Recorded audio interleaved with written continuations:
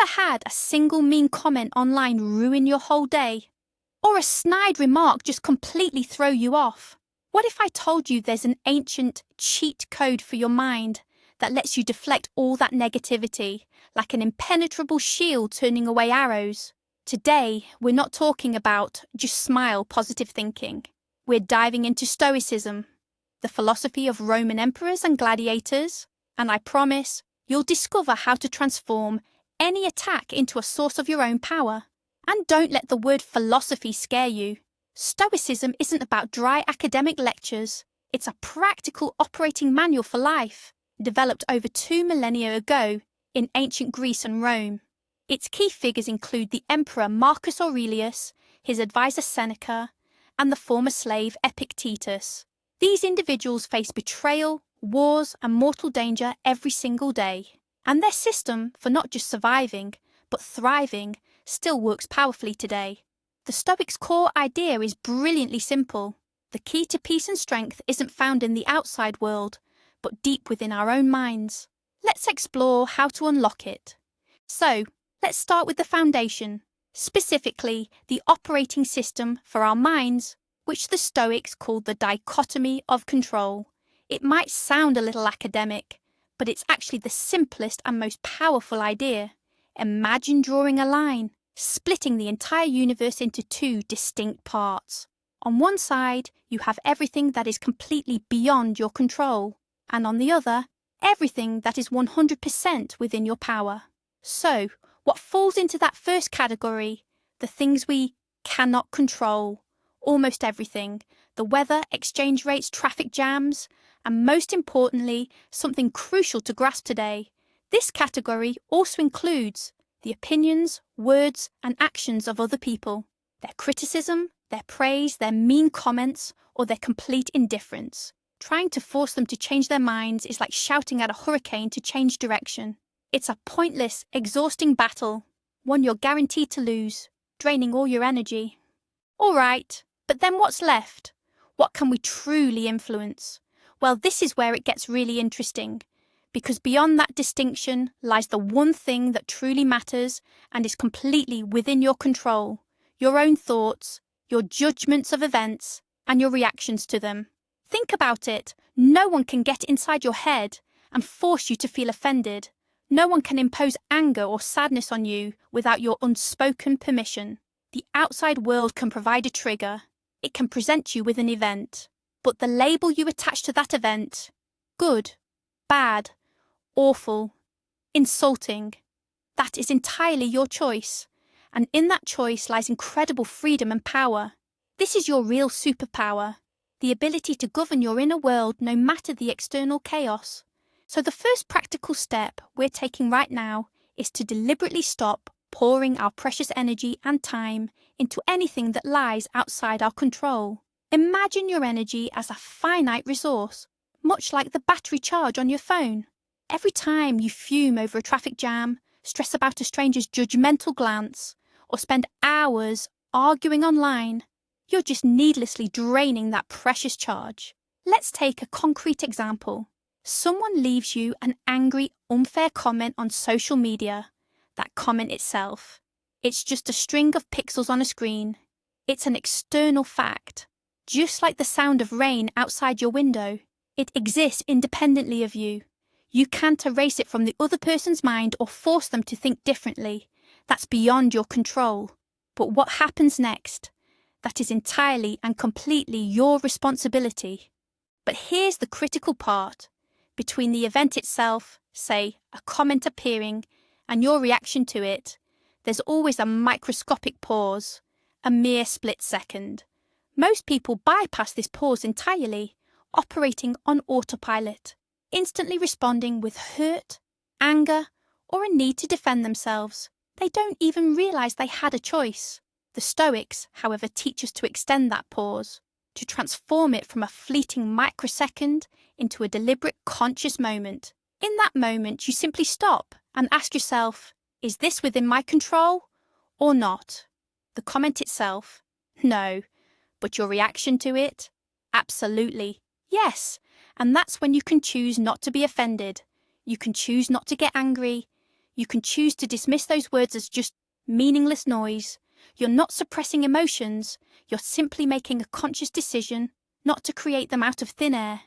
The core tenet of Stoicism, articulated by Epictetus himself, is this. It's not things themselves that disturb people, but their judgments about these things. Consider the profound wisdom in that. You aren't bothered by the insult itself. You're bothered by your internal judgment. This is unfair. I've been humiliated. My reputation is at stake. An insult isn't an objective reality like gravity. It's merely another person's subjective opinion. It only becomes toxic when you choose to internalize it, agreeing with it, and processing it through your own filter of perception. If someone called you a giraffe, would you be offended? No, you'd simply think they were odd. That's because you know with absolute certainty that you are not a giraffe. So why do you take offence when called foolish or incompetent? Because somewhere, deep down, there's a nagging seed of doubt. A Stoic, however, treats any insult the same way they treat the statement, "You're a giraffe," as information utterly irrelevant to them. Let's use a powerful metaphor. Imagine your mind as an impenetrable fortress, your personal sanctuary of tranquility. Outside, storms may rage. Enemy armies might shout insults beneath the walls, launching fiery arrows of rumours and criticism. But no one, absolutely no one, can breach that fortress without your personal permission. Every time you emotionally react to negativity, you are, in essence, lowering the drawbridge yourself. You're opening the gates and shouting to the enemy, "Welcome! Settle in, make yourselves at home. Here's a room with a direct view of my self-esteem." You are willingly granting outside words power over your inner world. Stoicism teaches us to keep those fortress gates firmly shut, to observe everything happening outside with the calm composure of a commandant, one who knows the walls are impregnable, and the enemy, utterly powerless. Another practical tool you can use every day is the ability to separate bare facts from emotional interpretations. Our brain loves to dramatize. It takes a simple event and immediately layers it with a host of labels. For instance, instead of thinking, "My boss raised their voice during the project discussion," our brain might scream, "My boss hates me. They humiliated me in front of everyone. I'm going to be fired soon." A Stoic, however, acts like a surgeon, carefully excising all these emotional attachments. They train themselves to articulate what's happening in the most neutral and objective terms possible. Not, "He humiliated me," but rather, "That person spoke a certain set of words in a raised voice." Can you feel how much the emotional intensity drops? When you strip away the subjective judgment, often all that's left of the problem is a simple fact, which you can then calmly address or even choose to ignore. Okay, but what if the criticism actually feels justified and genuinely stings? What if it points to a genuine flaw or a real weakness? This is where the Stoic approach truly shines. A wise Stoic asks themselves two straightforward questions. The first, is what they're saying true? If the answer is, yes, that's true, I genuinely messed up on this one, then why be offended? You've just been given invaluable feedback. It's like a video game highlighting your weak spot. Instead of getting angry at the messenger, you should thank them, internalize the information, and work towards correcting it. Being offended by truthful criticism, it's like getting angry at a mirror because it shows you a dirty face. The mirror isn't at fault. You just need to go wash your face. But what if the answer to, "Is this true?" is a resounding no? What if the criticism is utterly baseless, absurd, and completely unjust? Then a Stoic asks themselves a second crucial question. Why should I allow myself to react emotionally to this at all? Imagine if a seemingly rational person approached you, vehemently arguing that the earth is flat and 2 + 2 = 5. What would your reaction be? Most likely, you'd just shrug and walk away. You wouldn't engage in a furious argument, try to prove your point, and then spend the rest of the day stewing over their delusions. You'd understand that it's their mistake, their problem, their distorted perception of reality.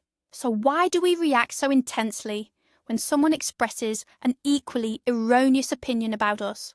For a Stoic, false criticism is simply noise, an error in someone else's operating system, completely irrelevant to their own framework. Let's debunk one of the biggest and most damaging myths right now. Many believe Stoics are stone-faced, emotionless robots who simply suppress all their feelings. That's completely untrue. In reality, Stoicism isn't about lacking emotions, it's about mastering them. Marcus Aurelius, Seneca, they were flesh and blood. They felt anger, fear and disappointment just like anyone else. But the key difference is they didn't let these emotions take over the controls. They treated emotions like guests. Imagine anger arriving. Ah, hello, anger.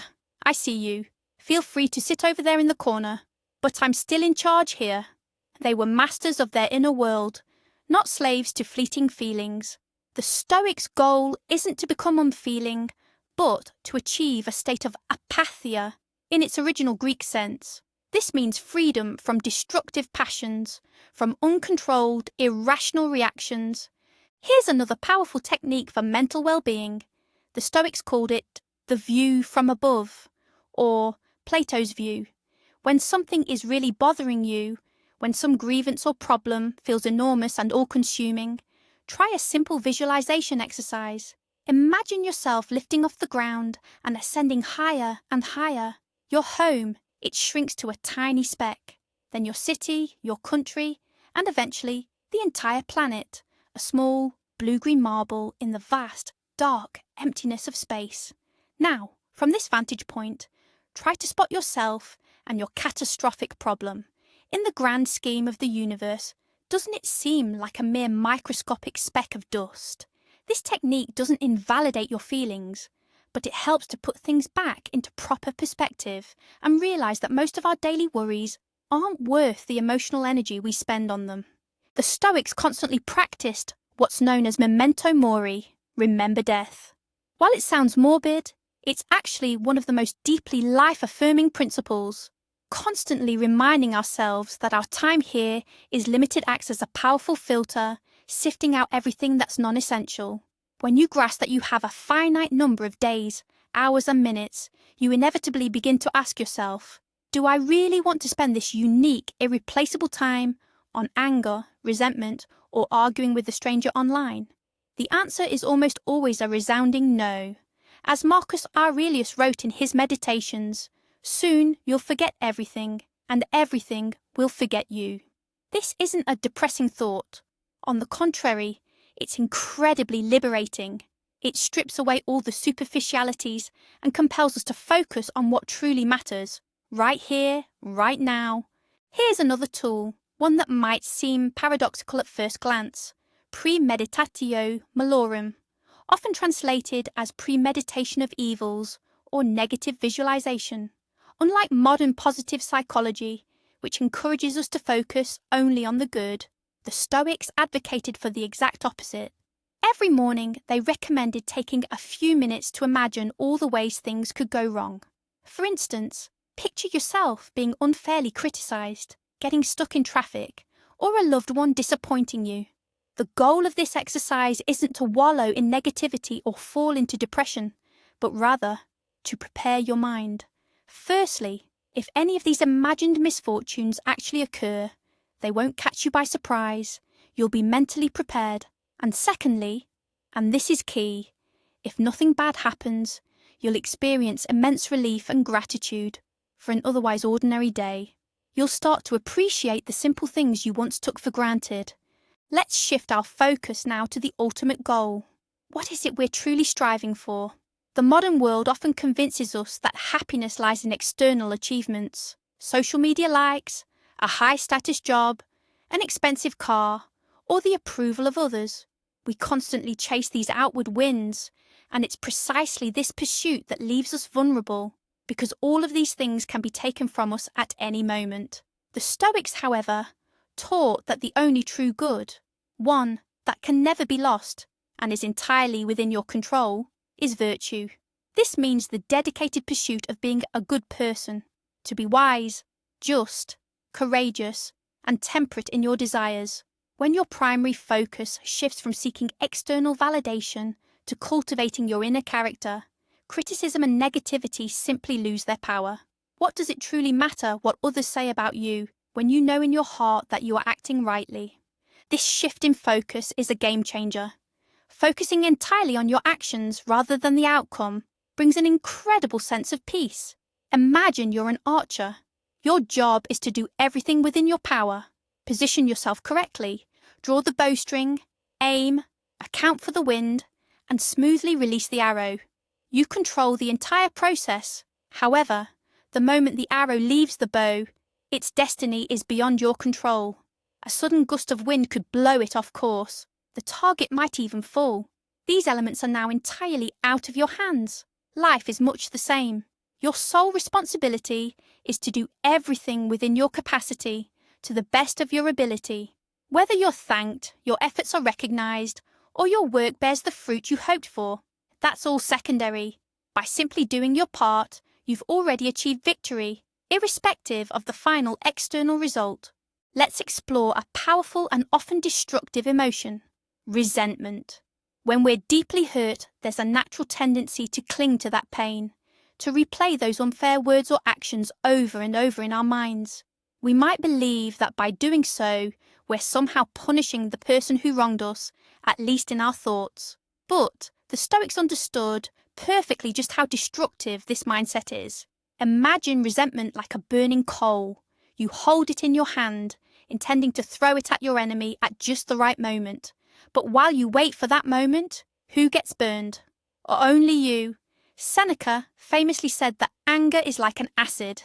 It does more harm to the vessel in which it is stored than to the object on which it is poured. From a Stoic perspective, forgiveness is, first and foremost, a profoundly self-serving act of self-care. You're not excusing the other person's actions. You're simply unclenching your fist and dropping that burning coal, so it no longer scorches you from the inside. You free yourself. To truly fortify their spirits against life's inevitable hardships, the Stoics actively engaged in what we now call voluntary discomfort. They understood that a mind constantly pampered by comfort grows fragile and becomes terrified of even the slightest difficulty. That's why they deliberately and routinely sought out minor controlled inconveniences for themselves. What might this look like in our modern world? Instead of taking a taxi, walk home in the rain, take a cold shower, try going a full day without your phone or the internet, even sleep on the floor. The goal isn't masochism. Rather, it's to practically demonstrate to your mind, see, I can endure this. It's uncomfortable, but it won't kill me. After this kind of training, real-life challenges no longer seem so daunting. You know you have an inner wellspring of resilience. Now let's focus on the hygiene of your environment. We've already discussed protecting your inner fortress, but any stronghold needs robust outer defences. The Stoics advise being highly selective about the information and people you allow into your life. If interactions with someone consistently leave you feeling drained, angry or anxious, it might be wise to limit that contact. This isn't about avoiding everyone who disagrees with you, but if someone is merely a walking generator of complaints, gossip, and negativity, then engaging with them is like trying to stay dry in a torrential downpour without an umbrella. Guard your time and mental space diligently. Filter your news feeds and subscriptions carefully. Your attention is your most precious resource. Do not allow anyone to pollute your mind with informational junk. And now, we come to perhaps the most profound mindset transformation Stoicism has to offer. It's the ability to perceive every obstacle not as a wall blocking your path, but as a new route or a stepping stone that takes you higher. Emperor Marcus Aurelius famously put it this way: the impediment to action advances action. What stands in the way becomes the way. What does this truly mean? Any negativity, any challenge, any criticism? It's not just a problem. Instead, it's an opportunity to practice patience, an opportunity to demonstrate courage, an opportunity to grow wiser. Someone insulted you? A perfect training ground for self-control. Your project fell through, an invaluable lesson moving forward. When you start to view the world through this lens, you become truly invincible, because everything your adversaries or fate throw at your feet, intending to trip you up, you simply pick up and use to build your own pedestal. And now we arrive at the most crucial point, that pivotal turning point that reshapes everything. For years, we've mistakenly believed our primary task is to change the world around us, to make people kinder, to force circumstances into our favour. We end up tilting at windmills. But the true secret of Stoicism, its real superpower, lies in a simple yet stunning truth. You don't need to change anything externally. The only thing you need to change is your attitude. The moment you realise that no one and nothing can harm your mind without your consent, you become truly invulnerable. An insult transforms into mere noise. A setback becomes a valuable lesson. A tragedy becomes a profound test of character.